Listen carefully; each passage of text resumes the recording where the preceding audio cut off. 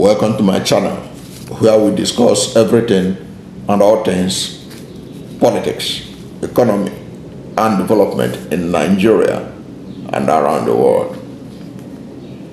Now, a group of lawmakers in the House of Representatives has proposed some amendments to the 1999 Constitution, which they believe will give governance in the country a new lease of life. In other words, they believe that under the proposal or the amendments they are suggesting, governance will be improved in Nigeria. Now, the group is led by Ikenga Ugochinyere. This group, they are mostly made up of members of the House of Representatives. Now, Ugochinyere is representing Idato Federal Constituency in the House of Representatives. And they are proposing a single 6 years tenure for the president and the 36 state governors. Now, the group is known as the reform-minded legislators.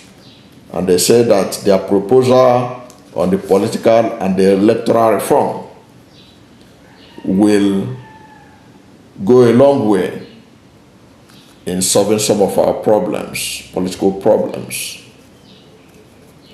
how we conduct our election, the structure of our governance. So they already have a bill at the National Assembly, which has passed for second reading. And they say that this bill will help reduce the cost of governance and campaigns and unite the country and ensure that transition is seamless, there is continuity, uninterrupted development, justice, equity, independence of the Independent National Electoral Commission, efficient use of state resources, tackle nepotism, state capture, and corruption in electoral processes. So these lawmakers, they are seeking for 6 years single term for governors and presidents. And in the case of the president, they are looking for creation of first vice presidents, what they call first vice president, or two vice presidents. Now, one vice president will be from the region where the president comes from, and the other from the other region, and they divided Nigeria into two regions, south and north. So if the president is from southern Nigeria, the first vice president will be from southern Nigeria, and he will be known as vice president succession. The vice president that will come from the other region will be known as vice president and coordinating minister, economy, or something like that. Okay? So according to them, the first vice president will be succession vice president, while the second vice president will be a minister in charge of the economy, and both shall be ministers. In other words, they want to take care of the conundrum or the challenge about the position of the vice president. In Nigeria, they say that vice president or deputy governor is just like a spare tire. Unless there's a problem with the first tire, the main tire, nobody needs it. But what I'm saying, under their own amendment, they're saying the two vice presidents will hold ministerial positions. So it's no longer a question of what is the job of the vice president, because right now, oftentimes the capacity of the vice president to perform depends on if the principal allow him to perform. Okay? even though we know that the vice president is the chairman of the Economic Council, but is the chairman of the Economic Council. But we know that if a president don't want you to perform, you can't perform as vice president. So, but what they are doing is, this amendment is to ensure that the vice presidents have portfolio. So they are going to be ministers. Now, is this a new idea? It is not a new idea. Whether I can be able to fly now is what I doubt seriously. Look, don't forget that it was late former Vice President Dr. Ekweme who, during the National Political Conference that was organized by General Sani Abacha as head of state, that proposed that there should be 6 vice presidents representing the 6 geopolitical zones in the country. In fact, the 6 geopolitical zones that we are using in Nigeria today was the brainchild of Dr. Ekweme, because Dr. Ekweme felt in his proposal that Nigeria should be divided into 6 geopolitical zones, and that vice presidents should be emerged from all the 6 geopolitical zones, while we have a president. So that, and he also came up with the idea of zoning, that the presidency should be rotated among the 6 geopolitical zones. But what the military did was to jettison his suggestion about the rotation of the presidency across the 6 geopolitical zones and allow 6 geopolitical zones to exist as a measure of distribution of resources in the country, without accepting the core essence of Ekweme's suggestion at that time. Because Dr. Ekweme wrote a minority report where he suggested 6 vice presidents. And that thing Ekweme suggested would have helped the country in 2010, when Yar'Adua became incapacitated and the North felt shortchanged. That Yar'Adua, after 8 years of Obasanjo from the South, that Yar'Adua Northerner has just done about 2-3 years, and he became incapacitated in 2010. The first shortchange that a Southern person had emerged. That was why there was serious resistance by them to allow Jonathan to become acting president at that time, not even to talk about becoming president. But if the Nigerian government, the military, had taken the advice of or gone with the minority reports that Dr. Ekweme wrote, where he said that the president shall have 6 vice presidents representing the 6 geopolitical zones, what would have happened was that as Yar'Adua became incapacitated and could not perform as president, he would have been easily eased out, and then somebody from northwest Nigeria, perhaps from the same Katsina state where Yar'Adua came from, will emerge to become president, to ensure that there is no disruption in the zoning arrangement. Okay? But you know that disruption is one of the things that led to the downfall of Jonathan in 2015. Because the North couldn't fathom that power did not return to the North and stay under Yar'Adua. So there was all kinds of sabotage against Jonathan, including PDP governors from the North, including Atiku Abubakar and all the rest of them. They all wanted to ensure that his government fails and that a Northerner takes over. But if the military had taken on the 6 geopolitical zone arrangement or 6 vice presidents, as suggested by Ekweme, there wouldn't have been any need for the kind of rancorous situation we had at that time.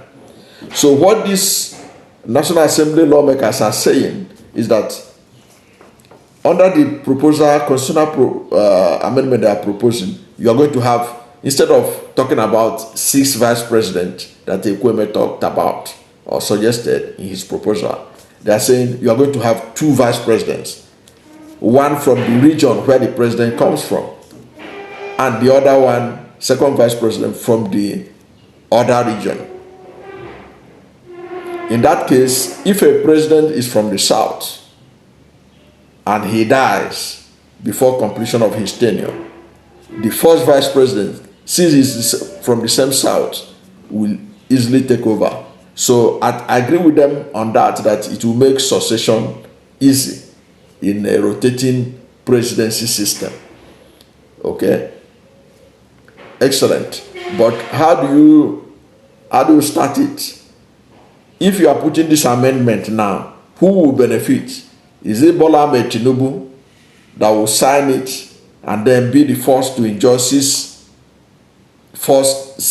term of 6 years, or that's single term of 6 years? Because I believe that if this is to be the case, the best time to have presented this thing on is under Buhari, so that Buhari had already done his 8 years. As he was living in 2023, you can amend the constitution to create this kind of a single tenure, so that the next president will now know that he's going to serve for 6 years and no more, which is a good thing. But how are you going to do it now? After Bola Ahmed Tinubu served for 4 years, and you hand him a constitution that the next election, when it's going to be held, the winner will serve for only 6 years, single term. It means that Bola Ahmed Tinubu will serve for 10 years if he manages to win it. But like I keep on saying, there is no way the APC government can win free and fair election. But we know how they do election in Nigeria. So if he manages to, Tinubu will be in charge for 10 years. Who really wants that? Who really wants that? I know that many of these people who are pushing for that single term, they are people I perceive as sympathetic to the presidential ambition of Atiku Abubakar. But how are they going to pull it off? Is it one of the reasons why they claim that Atiku is ready to do single term? Is it one of the things they want to use to deceive Peter Obi, that Atiku will do single term? So they want to start it by a constitutional amendment. How realistic is that? How realistic? How can they be able to pull it off? That's my concern about this. How are they going to pull it off? Who is going to be the first beneficiary?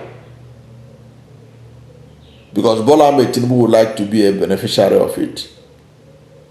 Because after all, if he is to work under the present constitution by 2027, if Nigerians allow them, the APC, and they do what they know how to do best with the PDP, and the elections are manipulated and they win, he has 4 years to spend. But now you are handing him a constitution in which he can stay 6 years. He can take it with open arms. So whose interest are they protecting now? Are they projecting now? Bola Ahmed Tinubu's interest or Atiku's interest? They have to come clean. They have to come clean, because this is not the appropriate time to make this kind of amendment. This kind of amendment is supposed to come at the tail end of a sitting president who has been able to be in charge for 8 years and is no longer allowed by the constitution to go for a third term. Then you can bring this kind of law so that the next president will know that he is starting afresh. He is going to be a beneficiary of a new system. After 6 years, he gave way. But now you have a sitting president who is barely 1 year old, and you want to amend the constitution and hand it to him to sign, that if he sign it, he is also going to be a beneficiary. Because I didn't see anywhere where they mentioned that the sitting president will not be a beneficiary of this amendment. Because if you hand this thing over to a old political warhorse like Bola Ahmed Tinubu, he will capitalize on it and try to enjoy 10 years in office. Because if they had said that Bola Ahmed Tinubu will not participate, but Bola Ahmed Tinubu will go to court, because he has opportunity to do the second term. So you can't stop him. And with the National Assembly that is populated by people that are sympathetic to him, I don't even see how it's going to fly, how they can make amendments that will hinder Bola Ahmed Tinubu from sitting second term. So I think this bill is ill-timed. It's ill-timed. I think it should be seen as a waste of legislative hours to dwell on it. This is not the right time for it. If they want to present it, they should be able to present it in 2027. So that by 2027, you are now talking about a new system of 6 years single tenure for governors and presidents, and then 2 vice presidents. It will make a lot of sense. But right now, I think these lawmakers need to find something better to spend their time on, and not this idea, because this idea is going to benefit Bola Ahmed Tinubu, and I don't think that is their intention. Their intention, as the way I perceive it, is to see how they can use single tenure to make way out for Atiku Abubakar. But it will not work. It can only work if Tinubu will not be part of the election when they will start it. But I don't see how it's going to work. Maybe I need to be educated more on this matter. Thank you for watching this video. And if you are new to my channel, you have not yet subscribed to my channel, please subscribe to my channel, hit the subscription button, hit the notification bell. When you subscribe to my channel and hit the notification bell, anytime I have a new video, you'll be among the first to know. God bless you. And please don't forget to like this video, because when you like it, Google will rank it high and recommend it for more people. Thank you, and God bless you and yours.